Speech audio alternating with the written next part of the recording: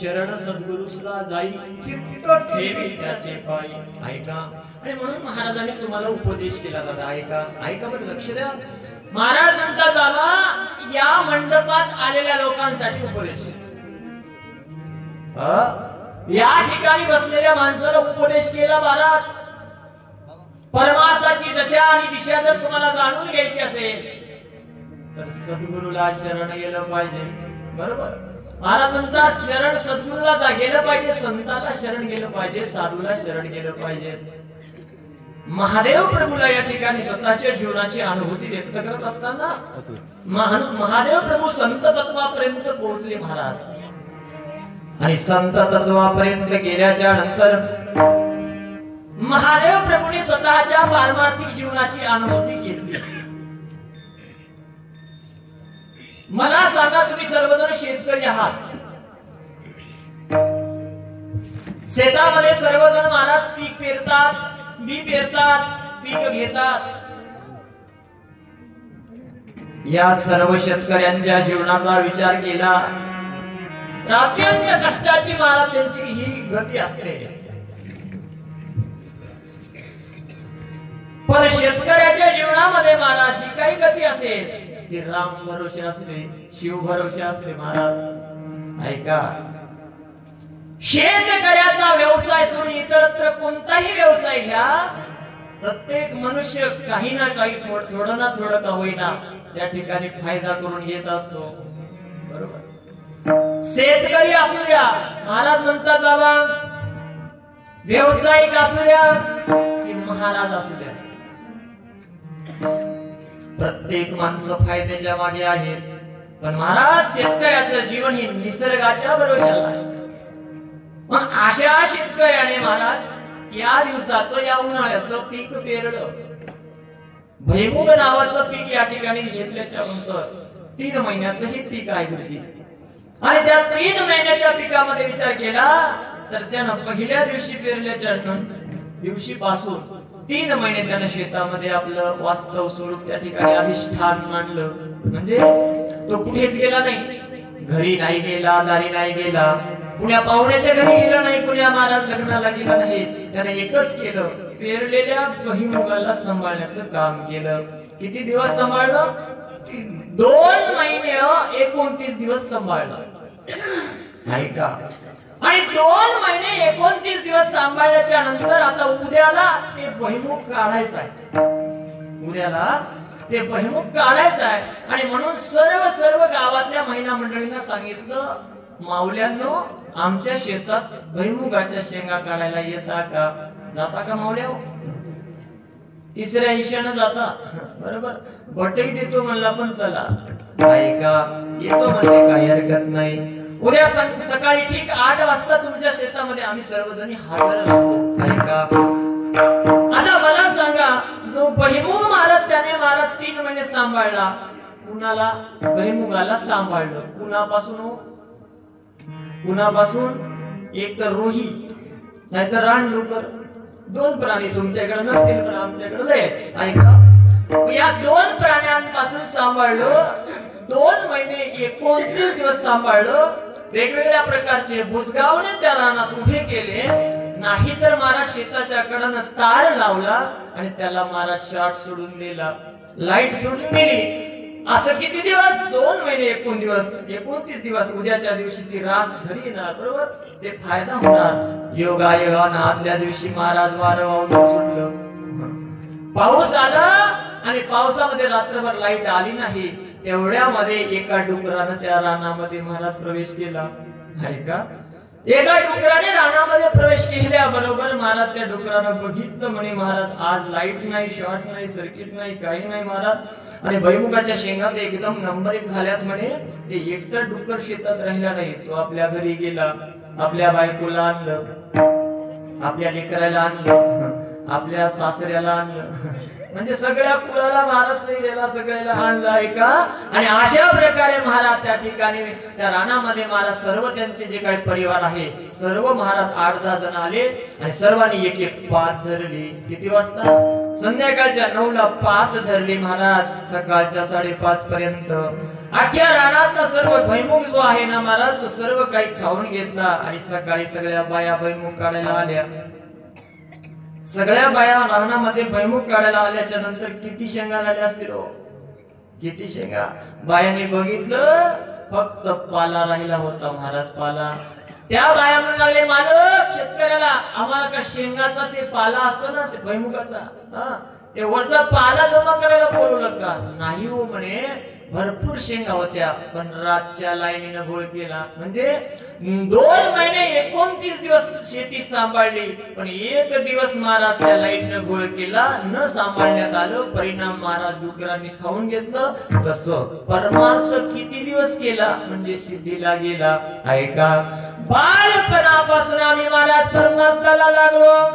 संत म्हणतात बाबा, बालपण भजनात गेला, तरुणपण भजनात गेला, म्हातारपणामध्ये भजन केलं, पण अंतकाळी केलेलं भजन वायाला गेलं. परिणाम काय झाला? तुझं वीण शंभोराया,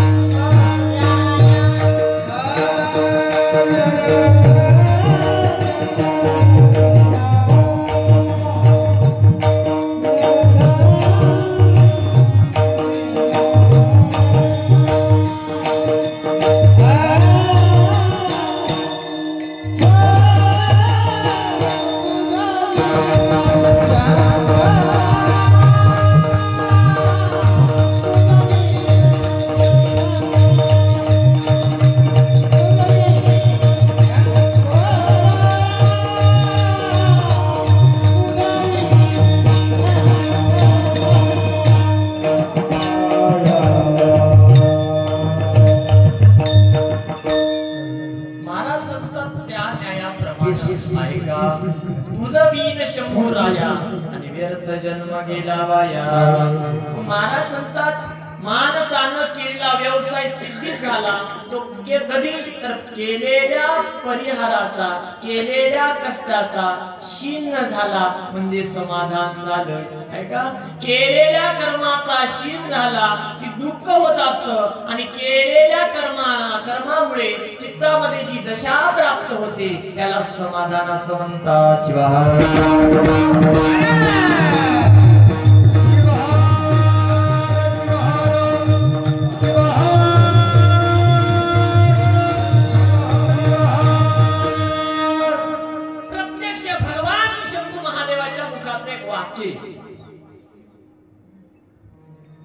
जे ज्ञान महाराज या ठिकाणी आले ना, प्रत्येक माणसं महाराज मोठ्या मोठ्या ज्ञानाच्या गोष्टी करायला लागले. अरे ते ज्ञानाची दशा उगमस्थान कोणतं आहे?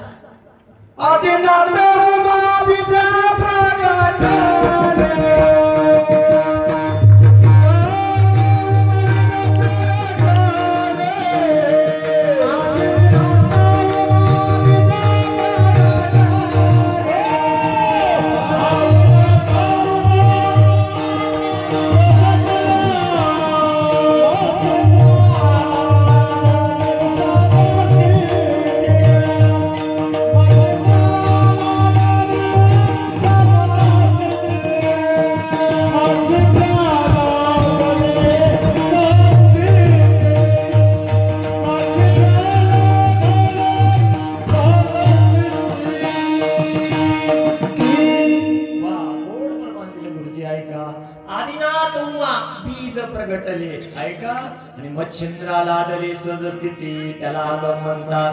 आगतम शिव वक्त्रेभ्यो गतंच गिरिजा श्रुतो त्याला म्हणतात ज्ञान. ऐका, पण ते ज्ञान प्राप्त झाल्याच्या नंतर महाराज पार्वती माता सतीचा अवतार संपला महाराज गुरुजी आणि पार्वतीचा अवतार झाला. पार्वतीचा विवाह झाला आणि पार्वतीचा विवाह झाल्याच्या नंतर महाराज पार्वती माता कैलासावरती नांदायला गेली. तुम्ही म्हणाल देवाला सुद्धा नांदणं आहे का? देवाला सुद्धा नांदणं आहे का? देवाला बी बायको आहे का? देवाला बी संसार आहे का? ऐका महाराज, एका ठिकाणी देव म्हणतात, संत म्हणतात, शास्त्र म्हणते महाराज, रेणुकाचार्य सांगतात एक एव जर शिवाचा विचार केला तर ना माय ना बाप ना भाऊ ना चुलता, एक एव शिव साक्षात सच्चिदानंदमयो विभो निर्विकल्पो निराकार निर्गुण निष्प्रपंचकः. काय म्हणले महाराज? रेणुकाचार्य सांगतात माझा शिव कसा आहे महाराज? निर्गुण आहे, निराकार आहे. अशा महादेवाला महाराज संत महादेव गुरु म्हणतात मी पाहिलं. ऐका नाही, ऐका, पाहिलं म्हणतात. अशा पार्वतीचा रूपाचा विचार जर केला, अशा शिवाचा विचार केला तर सर्वजण महाराज महादेवाचं जर नाव घेतलं तर महादेव म्हटल्याबरोबर तुमच्या डोळ्यासमोर एकच रूप येते. कोणतं?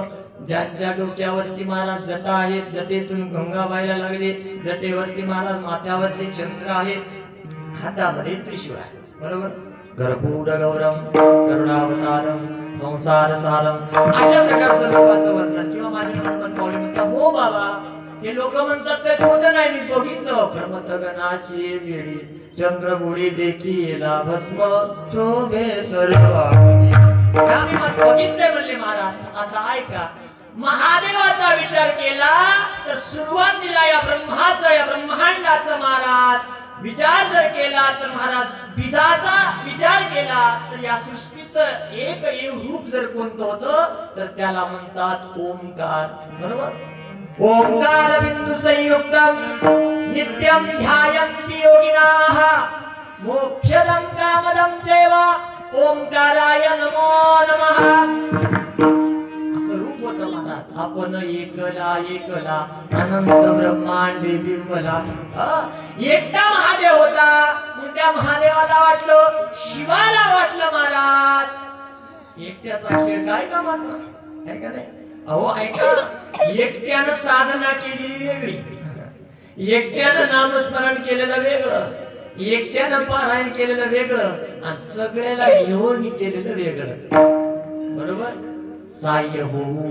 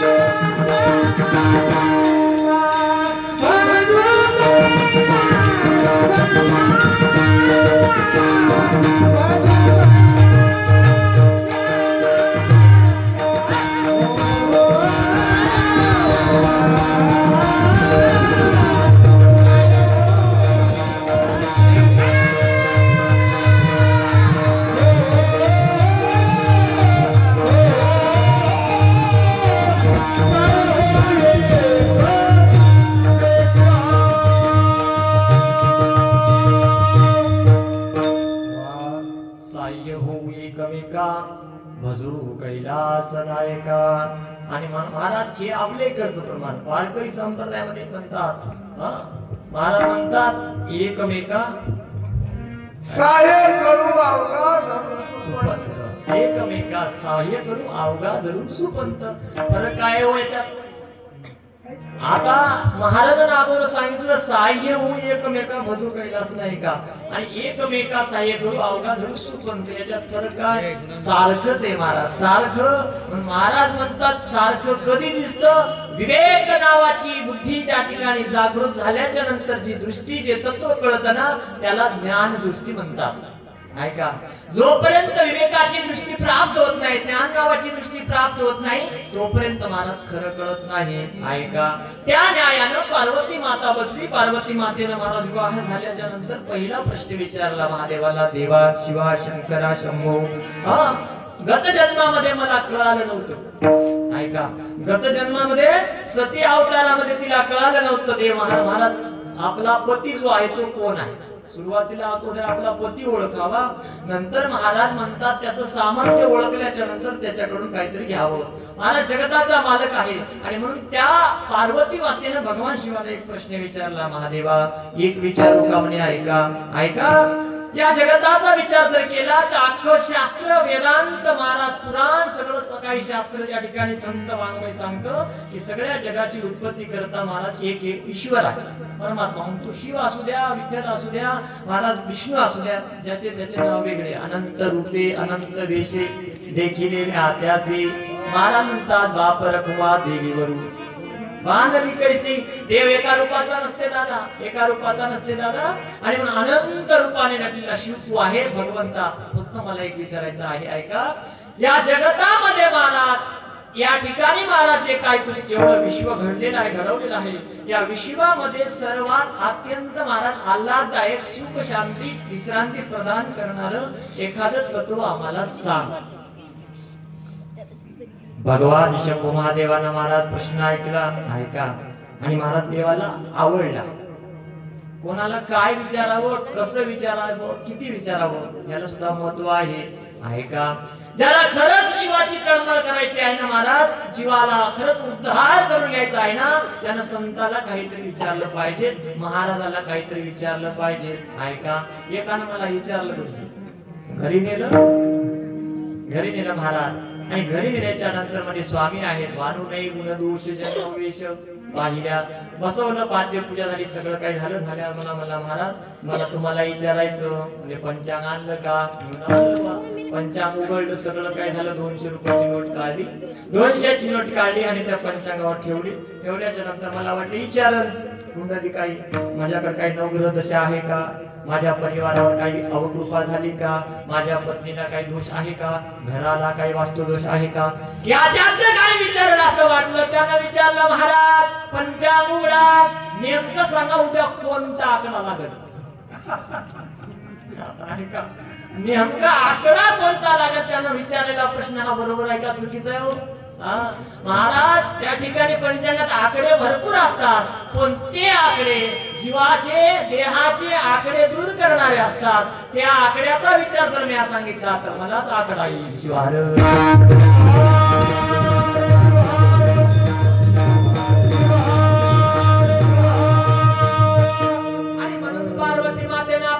प्रश्न विचारला, तुमच्या बँकेमध्ये बॅलन्स किती आहे, तुमच्या नावावर शेत किती आहे, तुमच्याकडे महाराज जमीन किती आहे, तुमच्याकडे महाराज सामर्थ्य किती आहे, असं नाही विचारलं. काय विचारलं? सर्व धर्मासी कोण जो दानी, ज्ञान विज्ञान वर्त्य दया पासुनी, तो तू भगवंता कैवल्य ज्ञानी, वरणी महिमा श्री गुरु. पार्वती मातेने विचारलं, देवा गुरुचा महिमा विचारला, साधूचा महिमा विचारला, संताचा महिमा विचारला. महादेवाला आनंद झाला आणि महादेवाला आता महाराज ज्या आवडीची गोष्ट पुढे आल्याच्या नंतर माणसाला आनंद होत असतो. ऐका, आवडीची वस्तू पुढे आल्याच्या नंतर आनंद होत असते. महादेवाला आनंद झाला आणि महादेव म्हणायला लागले, बाबा भगवान श्री गुरुचं वर्णन करायला गेलो तर काही लोक ब्रह्मदेवाचे उपासक असतात. ऐका, काही लोक भगवान विष्णूचे उपासक असतात, काही लोक माझे उपासक असतात. पण एखाद्याने जर सद्गुरुनाथाची पूजा जर केली तर आम्हा तिघांची पूजा घडलेलं महाराज पुढे त्यांना लागत. ऐका नाही, गुरुर ब्रह्मा गुरुर विष्णू गुरुर देवो महेश्वरः गुरुर साक्षात परब्रह्म तस्मै श्री गुरवे नमः. मग महाराज म्हणतात, ऐका, अशा सद्गुरुनाथाचं महत्व विशेषत्वानं व्यापक आहे. या गुरु तत्वामध्ये गेल्याच्या नंतर महाराज त्या ठिकाणी असणारं जे सुख आहे ते अमाप आहे. भगवान शंभू महादेव म्हणतात, एखाद्या वेळेस मला जर काही शीन झाला, काही जर मला दुःख झालं तर मी कैलासाकडे जात नाही, मी विष्णुदेवाकडे जात नाही, मी ब्रह्मदेवाकडे जात नाही, मी इंद्राच्या स्वर्गात जात नाही, मी मृत्यू लोकामध्ये येतो. पण या मृत्यू लोकामध्ये कुठे येतो? ज्याच्याकडे पैसा, ज्याच्याकडे गुण, ज्याच्याकडे ज्ञान आहे त्याच्याकडे नाही, तर जिथे संतांचं वास्तव्य, जिथे साधूचं वास्तव्य, जिथे सद्गुरूचं वास्तव्य असते तिथेच मी सापडतो. साधु संगे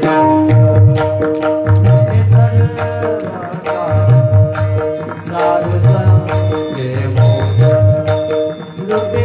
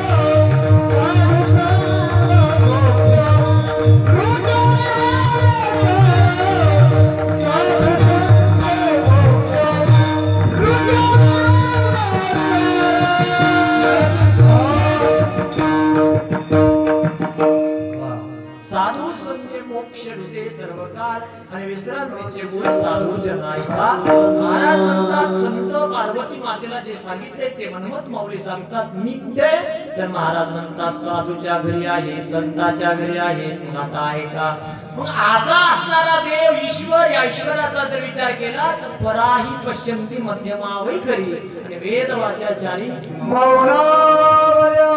चार वाचा सुद्धा मौनवल्या. देव या दृष्टीने कळत नाही, दिसत नाही.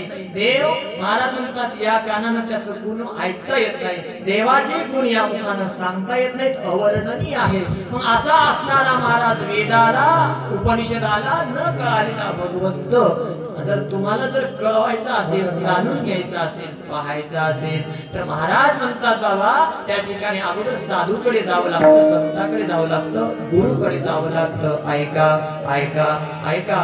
आणि गुरुकडे गेल्याच्या नंतर महाराज म्हणतात तुम्हाला तो ईश्वर कळतो. महादेव प्रभू आम्हाला गुरुकडे गेल्याच्या नंतर ईश्वर कळतो असं तुम्ही सांगायला लागला. तर त्यावेळेस महाराज ज्या ईश्वराला आम्हाला जाणून घ्यायचंय त्या ईश्वराची महाराज व्याप्ती सांगितली. बाबा ऐका, ईश्वर आणि ईश्वराच्या सन्निध, भगवंताच्या सन्निध, भगवंताला असणारे महाराज आवडते विषय ज्या ठिकाणी महाराज स्वीकारल्या जातात त्या ठिकाणी ईश्वर असतो. शिवार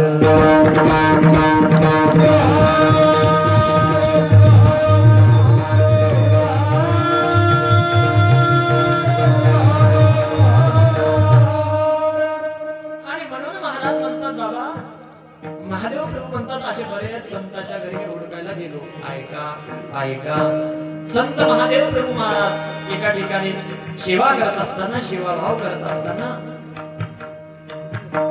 संत एकनाथ महाराजांच्या दारावरती आले. लक्ष द्या बरं, संत एकनाथ महाराजांच्या दारावरती आले आणि संत एकनाथ महाराजांच्या दारावरती आल्याच्या नंतर महाराज संत एकनाथ महाराजांनी काही दृष्टीने या काही वस्तुस्थिती अशी बघितली. बघितल्याच्या नंतर महाराज महादेव प्रभूला कळालं बाबा अशा ठिकाणी महाराज आपण आलो आणि आपल्याला जे दिसायला लागले ते फार फार दिव्य आहे, दिव्य आहे, दिव्य आहे. ऐका, त्या ठिकाणी काय दिसलं म्हणजे महाराज एक असा असणारा माणूस, पुरुष पुत्र व्यक्ती महाराज अशा प्रकारे हातामध्ये पाणी आहे आणि त्या पाण्याला महाराज कावड म्हणतात. त्या कावडीला घेऊन महाराज एकनाथ महाराजच्या घरी दारी गोदावरीचे घर चक्कर टाकत असताना महाराज त्या ठिकाणी विचार केला तर जो पुरुष पाणी भरतोय तो साधारण नाही, तो ईश्वर आहे. कावडीने ज्या घरी महाराज म्हणतात नाही का नाही, भगवंताने पाणी भरलं म्हणजे संताला ज्या ठिकाणी महाराज काम करायला आवडतं, देवाला ज्या ठिकाणी काम करायला आवडतं त्या देवाला फक्त संताचं घर आवडतं. आणि मग देव कसा आहे हे जर पाहायचं असेल तर महाराज अगोदर संताचं घर गाठावं लागतं. महादेव प्रभू म्हणतात मी साधूच्या, संताच्या, गुरुच्या मठामध्ये गेल्यावर मला काय दिसलं, अभंगाचं पहिलं चरण.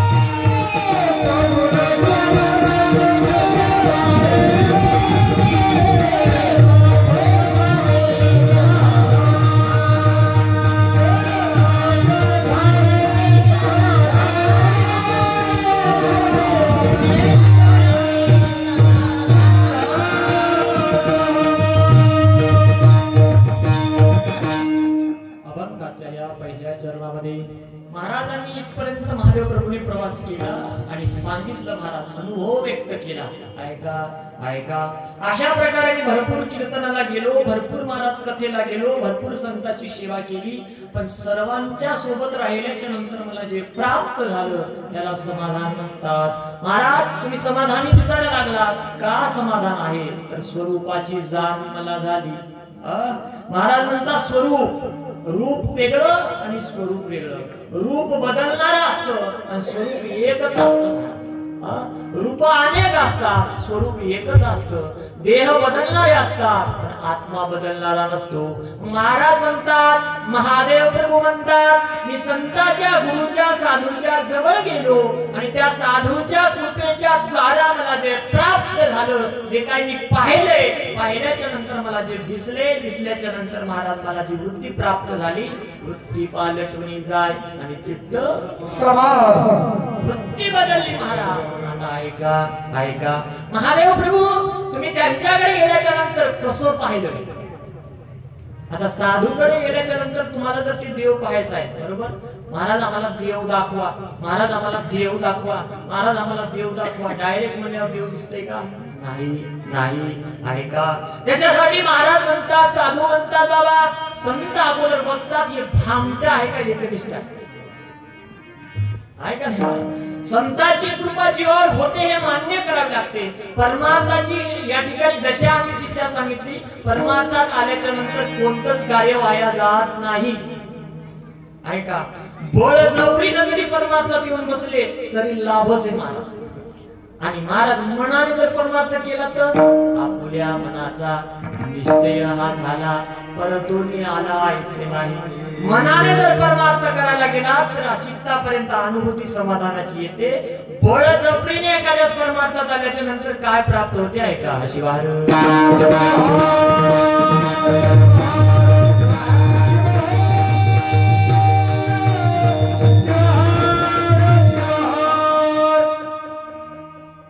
एका गावामध्ये श्रीमंत असा व्यापारी होता. ऐका, भरपूर श्रीमंत व्यापारी होता. लाऊडस्पीकर होता, भरपूर श्रीमंत होता, भरपूर श्रीमंत. काचेचा बंगला असा 3-4 मजली एवढा श्रीमंत होता. आता त्या श्रीमंत माणसाची महाराज पत्नी, महाराज योगायोगानं महाराज कीर्तनाला आली महाराज. आणि कीर्तनाला आल्याच्या नंतर तिला रोज रोज कीर्तन ऐकायला गोडी निर्माण झाली. बरं, पहिल्या दिवशी आली, दुसऱ्या दिवशी आली आणि गोडी निर्माण झाली. ऐका, मनाला गोडी अत्यंत महत्वाची आहे आणि गोडी निर्माण झाली. आणि गोडी निर्माण झाल्याच्या नंतर तिला कळायला लागलं, आपण जे काही करतोय ना, सोबत येत असताना 24 तासाचं महाराज दिनाचं घडीनं दिलेलं आपल्याकडे घडी पळ आयुष्य चालले. आता त्या घडीनं महाराज 24 तास आपल्याला दिले, तर त्या 24 तासापैकी ती बाई म्हणू लागली, मी फक्त 2 तास या मंदिरापुढे येऊन बसले. ऐका, मंदिरापुढे 2 तास येऊन बसल्याच्या नंतर महाराज तिला ती गोडी निर्माण झाली. आतापर्यंत आपण जे केले त्याचं मोल एकीकडं आणि 2 तास 7 दिवसामध्ये येऊन बसले त्याचं मोल एकीकडे आहे महाराज. ऐका, आणि म्हणून तिनं आपल्या पतीला सांगितलं, हो कसंही करा, चला ना सप्त्याला, आता शेवटचे 2 दिवस राहिले, शेवटचा 6वा उद्या 7वा चला ना कीर्तनाला. त्याला कधीच कीर्तनाला आला नव्हता, पण बायकोचं ऐकावं लागतंय. ऐका ऐकलं महाराज. ऐकल्याच्या नंतर महाराज त्यांना ठरवलं आज मला कीर्तनला यायचंय. कीर्तनात आला, पण कीर्तन सुरू झाल्यावर आला महाराज. कीर्तन सुरू झाल्यावर आल्याच्या नंतर त्या मंडपातल्या लोकांनी बघितलं जो येत आहे तो फार श्रीमंत आहे. ऐका धनवंता लागी अवघे मान्यता ऐका नाही. पैशावाला मनुष्य आला की महाराज लय मान असते असा जगाचा विचार आहे बरं. ऐका जगाचा विचार आहे. पैशाचा मान जगाकडे आहे, ज्ञानाचा मान संताकडे आहे. संत मान्य व्हायचं असेल तर विद्या महत्वाची आहे. विद्या ददाति विनयम्, विनयात् याति पात्रत्वम्, पात्रत्वात् धनमाप्नोति, धनात् धर्मं तत सुखम् असं सांगितलं महाराज. विद्या ज्याच्याकडे आहे त्याला संत साधू मानतात. चला धनवंत होता म्हणून लोकांनी महाराज जवळ बोलावलं आणि फार महाराज या ठिकाणी असणारी महाराजसाठी थंडी झाली होती म्हणून त्यांना वाटलं साहेब आहेत मोठे आहेत कसे खाली बसतील. लोक म्हणले या या या या या. एक जवळची महाराजची का असते ओळखटी काय असते ओळखटी म्हणतात बरोबर. जी काय रग असेल ती काळी रग आचरली. बसा असं म्हणले महाराज. या बसा. बसल्याच्या नंतर महाराज यांनी कधी कीर्तनाचा गंध ऐकला नाही. ज्यानं कधी कीर्तन ऐकलं नाही त्याच्यासाठी कीर्तन लई चांगलं. ऐका नाही महाराज. सुरुवात झाली गुरु महाराज गुरु त्यानं सर्व कीर्तन ऐकलं. 10 वाजले. 10 वाजता सगळेजण त्याच्या घरी गेले. महाराज सगळे घरी गेल्याच्या नंतर 10:15 वाजले. ऐका नाही 10:15 वाजले 10:30 वाजले. मंडपातले सगळे गायब झाले. फक्त त्याच्यामध्ये एक ते व्यापारी धनवंत आणि त्याच्या शेजारी होता एक पुरुष. तो कोण? ज्या ओळखटीवर जो व्यापारी बसला होता त्याची ओळखटी होती. ऐका मग त्याने 10:30 वाजता विचार केला मला हे सावकार काय उठत नाही आता. आणि म्हणून त्याने विचारलं सावकार अहो सावकार उठा कीर्तन झालं म्हणे आता. 10 वाजता कीर्तन संपलं सगळे घरी गेले. तुम्ही काय करता उठा. सावकारांना डोळे उघडले आणि महाराज डोळे चोळले. बघितलं झालं कीर्तन. हो झालं. लय छान कीर्तन होतं म्हणला. कोण? सावकार म्हणला महाराज लय छान कीर्तन होतं. बरं छान होतं ना उठा. उठल्याच्या नंतर त्यानं आपली ओळखट घेतली. जा असं म्हणल्याच्या नंतर घरी गेला. पत्नीला वाटलं महाराज 11 वाजले आपले मालक आज घरी कसं काय लवकर आले नाही. रोज लवकर झोपतात. दार ठेवलं. विचारलं काय हो कीर्तन तुम्हाला लय आवडलं काय? की कीर्तन झाल्यावर कीर्तनकारासोबत जी चर्चा केली त्याला शास्त्र चर्चा म्हणतात ती तुम्ही केली वाटतं. तो म्हणला कशाची शास्त्र चर्चा काय? म्हणला महाराज काय तुमचं कीर्तन जसा गेलो तसा पडलो म्हणजे झोपीला लागलो लोळा लागला. ठीक आहे म्हणे. तो नेमकं कीर्तन ऐकलं तरी किती? ऐकलं मला लय गोड होतं. किती ऐकलं? फक्त 3 शब्द ऐकले. या बसा आणि जा. एवढ्या 3 गोष्टी ऐकल्या. त्या बाईला वाटलं काही का असना तुम्ही जीवनात एवढं पुण्य कर्म केले म्हणे. मग या 3 गोष्टीला कधीच विसरू नका. कधी गुरु केला नाही, कधी साधूची सेवा केली नाही. हे गुरुचा प्रसाद समजा, सत्याचा प्रसाद समजा, ते स्वीकारा आणि या 3 गोष्टीला विसरू नका. त्याने विचार केला आपले 40-45 वर्ष गेले. ठीक आहे जाऊ दे म्हणजे आता बायकोच ऐकलं पाहिजे. त्याने झोपण्या मारा सुरू केलं. या बसा जा असा नाद लागला. असं आणि महाराज म्हणतात स्वप्नी ती स्थिती सहज आहे. जे महाराज आपण रोज जागे असताना बोलतो ते स्वप्नात महाराज आपोआप येत असतं. 12:30 1 2 2:30 वाजले. 2:30 वाजता महाराज त्यांना असं चालू होतं. योगायोगानं त्याच दिवशी त्याच्या घरात चोर घुसले. ऐका चोर घुसल्याच्या नंतर चोर बरोबर त्याच्या खोलीत आले. खोलीत आल्याबरोबर ते म्हणते या म्हणल्याच्या नंतर महाराज त्या चोरांना वाटलं बापरे व्यापारी चेवीत काही की महाराज. त्यामुळे त्यानं बाकीच्या सांगितलं चौघायला तुम्ही जास्त वळवळ करायची नाही म्हणे. आपण अंधार आहे तोपर्यंत खाली बसा. महाराज त्याने खाली बसले. चोर असते म्हणला बसा. त्या चोराला वाटलं महाराज आता व्यापाऱ्यानं आपल्याला बघितलं आपला काही तर डाव बसत नाही आणि म्हणून ते जाऊ लागले. दरवाजापर्यंत गेले. जा असं म्हणजे या चोराला लय धाक वाटला. आता दुसरं काय नाही याचेच पाय धरायचे. आले जवळ व्यापारी साहेब महाराज मालक शेठजी आम्हाला सोडून द्या. आम्ही तुमच्या घरचा रुपया नेला नाही. पोलिसांच्या हातात देऊ नका. कसंही करा. अहो वाटल्यास म्हणे आम्ही 2 घरची चोरी करून एवढं गटूळ आणले. तुम्हालाच राहू द्या पण आम्हाला सोडून द्या. ऐका ते गटूळ ठेवलं. बरोबर म्हणला ठीक आहे. व्यापाऱ्यानं म्हणल्यावर ते चोर गेले आणि महाराज अशा प्रकारे मला ते गटूळ पाहिलं. त्यांना आवाज दिला बायकोला. अगं आली का? मी धावत आली 2:30 वाजता. काय तुला माहितीये काय? बघ नाही तिने गटुडं पाहिलं. कशाचं? कीर्तनाचं पाकिट. हे काय? कीर्तनाचं पाकिट म्हणजे पहिल्यांदा कीर्तनाला गेलो पाकिट म्हणजे कस काय? म्हणजे तू म्हणली होतीस ना जे 3 शब्द आणलेस त्याचं रटन कर, उच्चारण कर, या बसाचा हे म्हणू लागलो. त्यांना पूर्ववत सगळी स्टोरी सांगितली. चोरापासून आल्यापासून जाईपर्यंत त्या बाईने एकच विचार केला, बघा मालक फक्त एका दिवशी कीर्तनाला आले आणि त्याच्यात ते 3 शब्द घेऊन आले तर धनाचं गाठोडं तुम्हाला भेटलं. जन्मभर जर परमार्थ केला तर तुम्हाला काय नाही भेटणार महाराज, काय भेटणार नाही. पण आमची बुद्धी महाराज नष्ट झाली, नष्ट झाली. महाराज म्हणतात बाबा जे नाशिवंत धन आहे, जे जाणार धन आहे, ज्या धनाच्या द्वारा या देहाला घात होतो त्या धनाच्या मागे तुम्ही आम्ही लागलो. धनलोभी आम्ही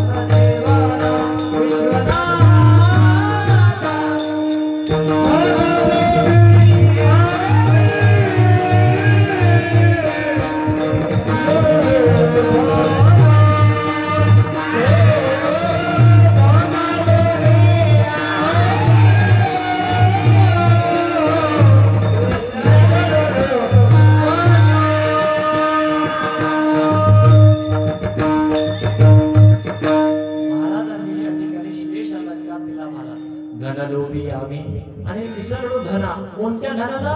विश्वनाथाच्या सारखा महाराज असणार ते नामरूपी धन जे आहे, देवरूपी धन, त्या धनाला आम्ही विसरलो आणि या धनाच्या पाठीमागे लागलो. मग महाराज महादेव प्रभू म्हणतात मी संतांच्या संगतीत गेल्यावर एका एका तत्वाची मला ओळख आधी पडली. ऐका, मग महाराजांनी अगोदर माझं एक तत्व समजावून सांगितलं. या शरीराच्या द्वारा मी त्यांच्या पायावर गेलो तर बाबा सांगितलं ज्या शरीराने तू इथपर्यंत आला त्या शरीराला सुद्धा शेवट आहे. या शरीराला बोधर आहे की नाही महाराज? ऐका, ज्यावेळेस आपण आईच्या गर्भातून बाहेर आलो त्यावेळेस एवढं बाल्य अवस्था, ती अवस्था राहिली का? नाही. काही काळ गेला, महाराज म्हणतात बालक अवस्था, काही काळ गेला यौवन अवस्था, महाराज म्हणतात कुमार अवस्था आणि नंतर यौवन, तरुण, वृद्ध अशा अवस्था बदलत गेल्या. ऐका, मग महाराज म्हणतात आयुष्याची घडी सुरू झाली. जशा प्रकारे घडीचा काटा टक टक टक टक फिरतो त्या न्यायाने जन्म झाला तेव्हापासून महाराज आयुष्याची घडी सुरू झाली. पण शेवटची जी घडी आहे त्याला म्हणतात मरण. ऐका, मरण. आणि म्हणून मला संतांनी काही गोष्टी सांगितल्या. दादा, जीवनामध्ये काही गोष्टी विसरल्या पाहिजेत आणि काही गोष्टी विसरल्या नाही पाहिजेत. जीवनामध्ये काही गोष्टी विसरल्या पाहिजेत. आता महिला मंडळी, मी तुम्हाला विचारतो, काही गोष्टी विसरल्या पाहिजेत. विसरणाऱ्या अगोदर सांगू की न विसरणाऱ्या आधी सांगू? तर महाराज विसरणाऱ्या बरोबर. ऐका ऐका, एखाद्या माणसाने जर आपला काही अपमान केला तर लगेच त्या ठिकाणी विसरून गेलो पाहिजे. ऐका, आणि आपण एखाद्यावर काही उपकार केला, काही दान धर्म केलं काही जप अनुष्ठान केलं आणि ते केलेलं महाराज कर्म लगेच विसरून गेलं पाहिजे. ऐका. आणि म्हणून महाराज आमचं चुकीच आहे. एका बाईने मला शिवरात्री धरली लवंगवर. तुम्ही धरता ना लवंगवर, लवंग खाऊन शिवरात्र धरली. आता मला सांगा उपवास धरावा पण सामर्थ्यानुसार. लवंग खाऊन केवळ शिवरात्रीचा उपवास धरला. बाई घरी आली आणि मला दुसरे फराळ करू लागले, साबुदाणा करू लागले. म्हणजे बाई खाना साबुदाणा. तिनं फक्त म्हणायला पाहिजे होतं नाही हो उपवास आहे पण मला फराळ करायचा नाही. ती म्हणली बाई मी आज लवंगावर उपवास धरला. पुढे महाराजाला केला. महाराजांना सुद्धा त्यांना सांगितलं नाही हो महाराज आम्हाला फराळ करायचा नाही, मी लवंगावर उपवास केला. हे सगळं झाल्यावर एका महाराजाला तिनं मनानं सांगितलं. म्हणजे केलेलं सत्कर्म न विचारता सांगितलं. लवंगावर उपवास धरला असं सांगितलं म्हणजे उपवासाचं पदार्थ खाल्ल्यासारखं झालं. आणि म्हणून महाराज म्हणतात केलेली साधना ही सांगू नये. दुसऱ्याने केलेला अपमान महाराज लगेच विसरून जावा नाही. मान अपमान निराभिमान शुद्धा तृष्णा शीत उष्ण नातळे जया. महाराज म्हणतात अशा प्रकारची वृत्ती झाली पाहिजे. आणि दुसरी गोष्टी ज्या गोष्टी विसरल्या पाहिजेत आणि दोन गोष्टी माणसानं कधीच विसरल्या नाही पाहिजे ते म्हणजे एक मरण आणि दुसरा म्हणजे देव. शिवाय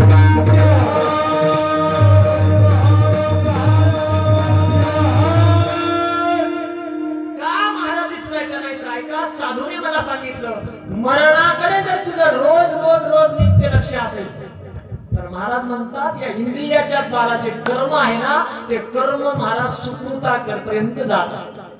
जे कर्म आहे इंद्रियाच्या द्वारा कर्म घडतं त्यालाच दशा प्राप्त होते. एक सुकृत आणि एक महाराज विकृत. एका इंद्रियाच्या कर्माच्या द्वारा सुकृत होतं, एका कर्माच्या द्वारा विकृती होते. विकृती पापाला कारण असते आणि महाराज सुकृती पुण्याला कारण असते. ऐका ऐका. मग महाराज म्हणतात जर तुमच्या डोळ्यापुढे मरण असेल तर या इंद्रियाच्या द्वारा केवळ धर्म कार्य होईल. महाराज ऐका उदाहरण सांगतो. एखादा मनुष्य खाटेवर पडला काही वेळेला आता अर्ध्या तासाला मरणार. अर्धा तास बरोबर अर्ध्या तासाला जाणार महाराज जाणार. तेवढ्यामध्ये डॉक्टरने सांगितलं बाबा याचं आयुष्य अर्धा तास राहिले. साऊंड सिरियसवाले दादा फक्त अर्धा तास राहिलं म्हणजे आयुष्य टेन्शन घ्यायचं नाही. आणि म्हणून महाराज त्याचं आयुष्य कळाल्याच्या नंतर त्याला मरण कळालं. स्वतःचं मरण कळाल्याच्या नंतर महाराज आमचे नागोराव शिराळे सारखे आले म्हणजे टेन्शन घेऊ नका. पेशंटला टेन्शन घेऊ नका, चिंता करू नका.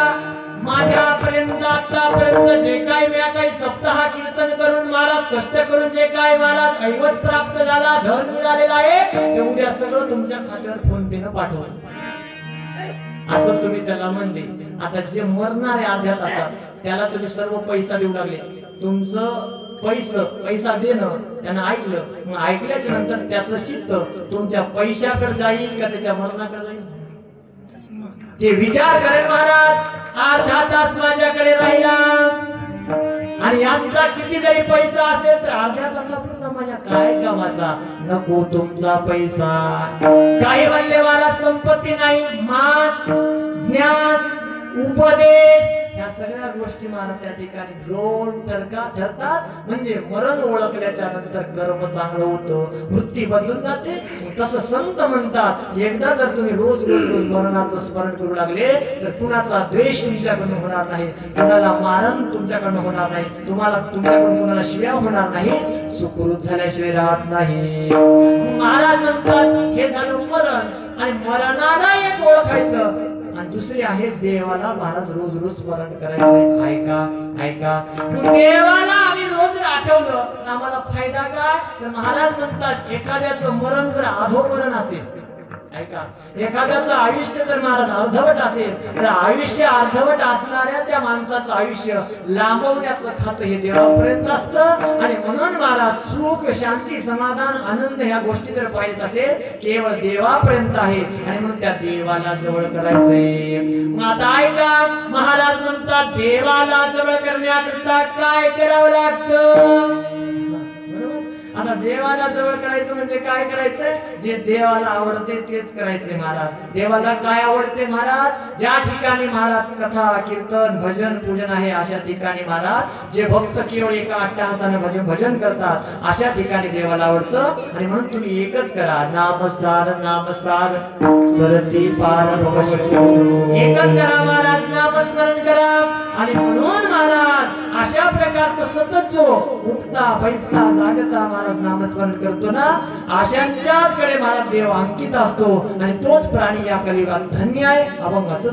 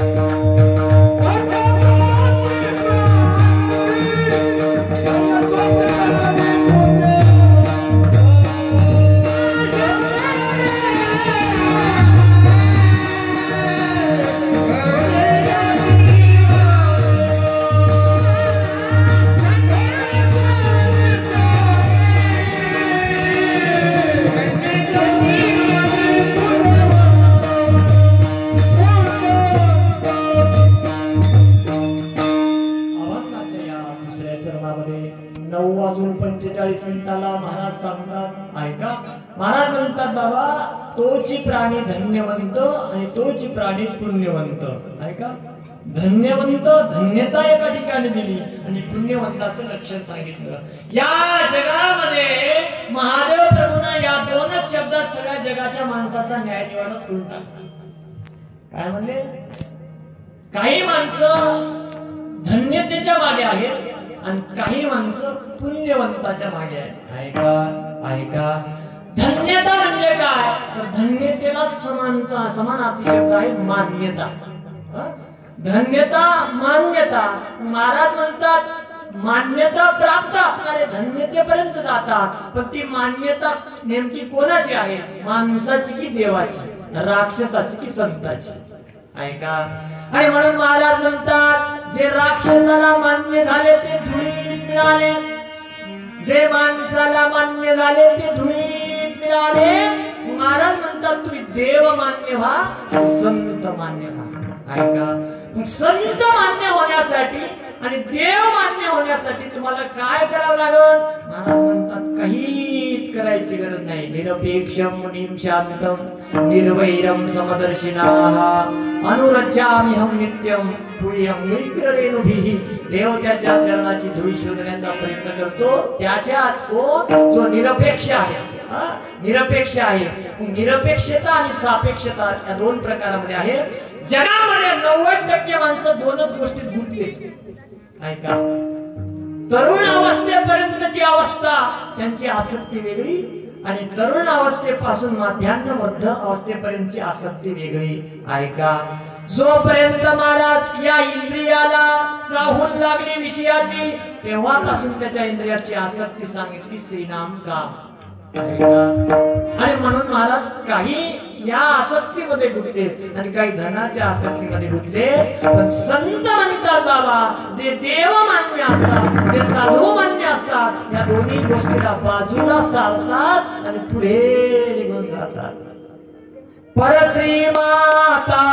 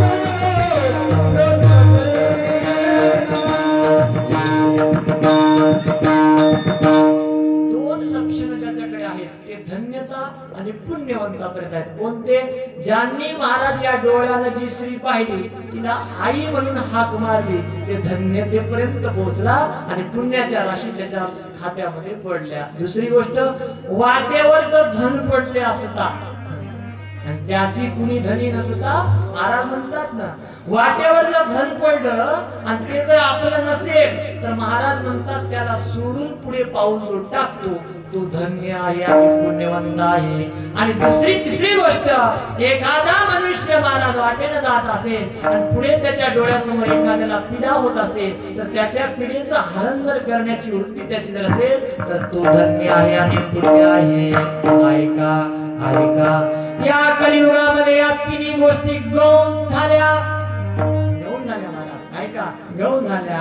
प्रत्येकाच्या डोक्यामध्ये विचार वेगळा आहे. धनाचा विचार, स्त्रीचा विचार आणि महाराज उपकाराचा विचार, या तीन विचार बाजूला आहेत. याच्यामध्ये जे जागे आहेत, याच्यामध्ये जे महाराज धर्माने चालतात, त्यालाच कर्म घडलं असं म्हणतात आणि त्याला दुसरं नाव दिलं सुकृत. आणि अशा प्रकारे महाराज या कलियुगामध्ये काही माणसं महाराज देवाच्या जवळ गेले, देव मान्य झाले, संत मान्य झाले. याचं कारण महादेव प्रभू तिसरे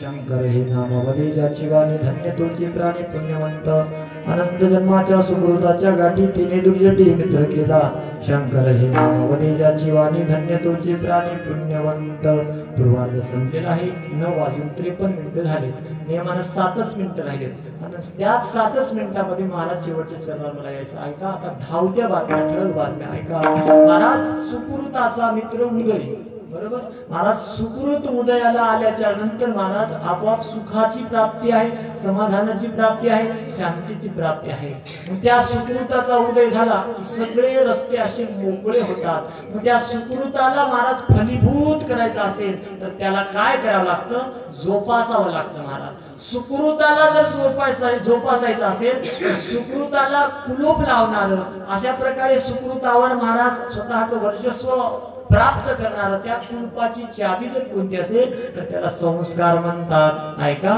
संस्कारात उच्चते प्रजा आणि म्हणून महाराज हे संस्कार जोपासले पाहिजेत आता ऐका मग या सुकृताचा महाराज विचार केला तर लेकरू जन्माला आलं की जन्माला आल्याच्या नंतर त्या पोराला महाराज तिथून सुरुवात होते मग त्या पोराची दशा आणि दिशा महाराज सुरुवातीला सांगितली अशा प्रकारे म्हणले त्याचं सुकृत कधी होतं तर सुरुवात सांगितली मुळी बाप होता ज्ञानी तेव्हा लागलो ह्या ध्यानी ऐका आणि म्हणून सुकृत सांगितलं दादा त्या लेकराला महाराज संस्कार जोपासावे लागते एक प्रकारचं संस्काराचं संरक्षण आहे संवर्धन आहे आणि संक्रमण आहे ऐका संरक्षण आहे मग आपल्या घराण्याचे जसे संस्कार आहेत त्या संस्काराचं संरक्षण करावं आपण ज्या कुळामध्ये जन्माला आलो त्या कुळामध्ये असणारा आचार विचार उच्चार याचं उच्चारण ह्या संस्काराचं जोपासना केली पाहिजे मग आता मिळालेले सद्गुरू पासून जे संस्कार ते कुठे ठेवायचे तर तिजोरीत पण कोणत्या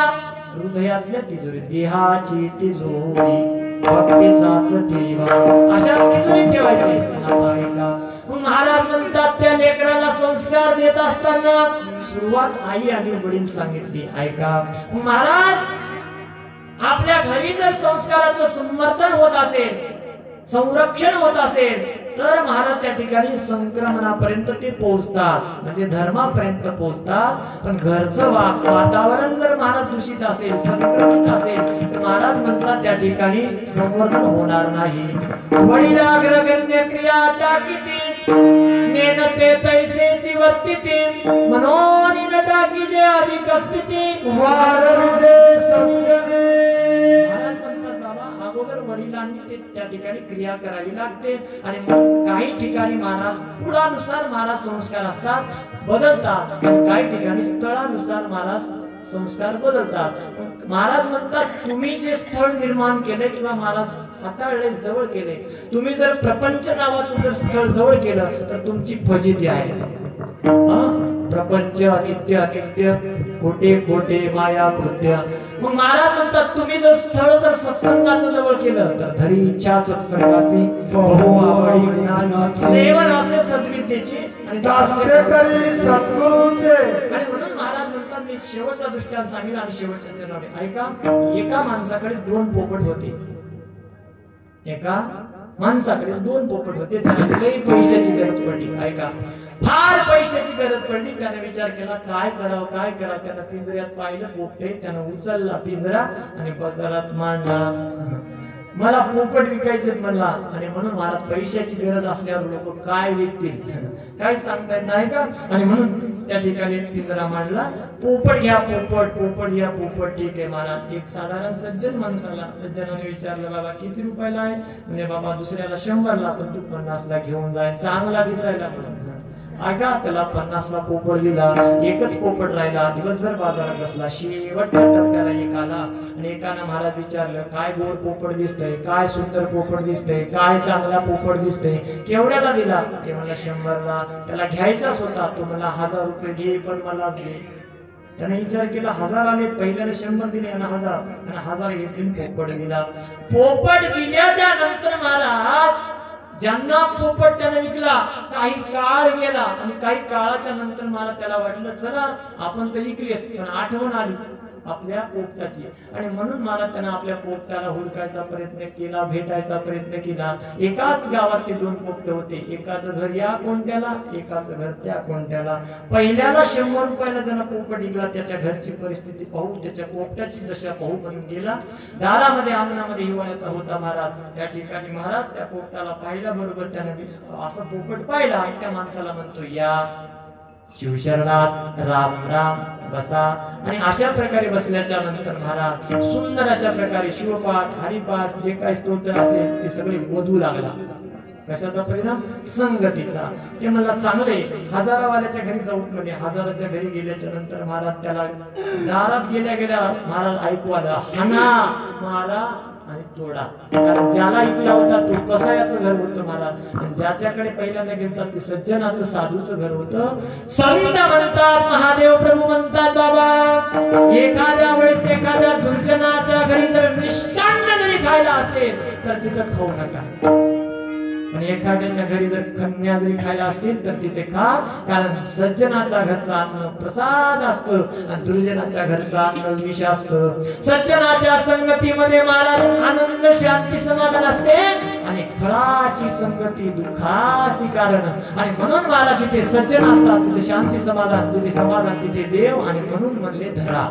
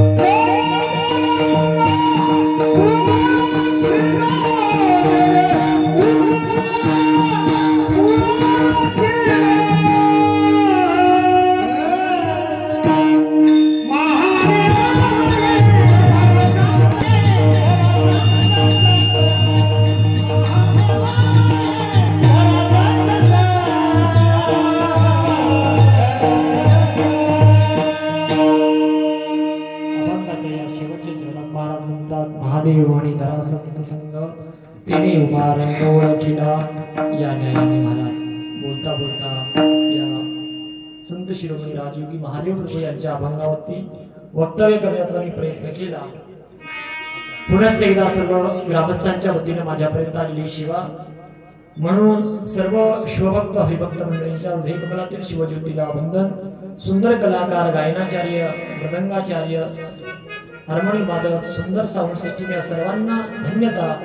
बोलता बोलता काही चुकीचं विधान माझ्या मुखातून गेलं असेल तर माफ करा। न जानामि गायनम न जानामि आत्मज्ञानम तदपि ही मला दिलेली सेवा म्हणून झालेली सेवा माझे गुरु माऊली शिवाचार्य रत्न सद्गुरु सिद्धलिंग शिवाचार्य महाराज यांच्या दिव्य चरणावरती समर्पित करतो आणि सेवेला पूर्णविराम। गुरुराज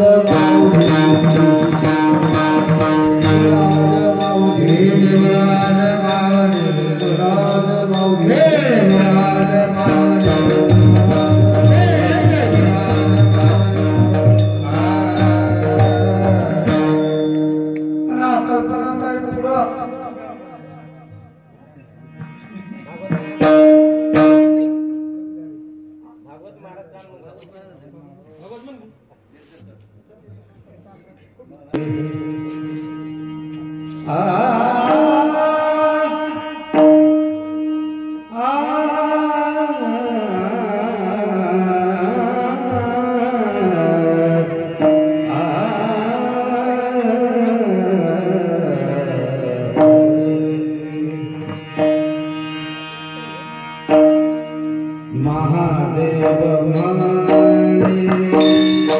धरा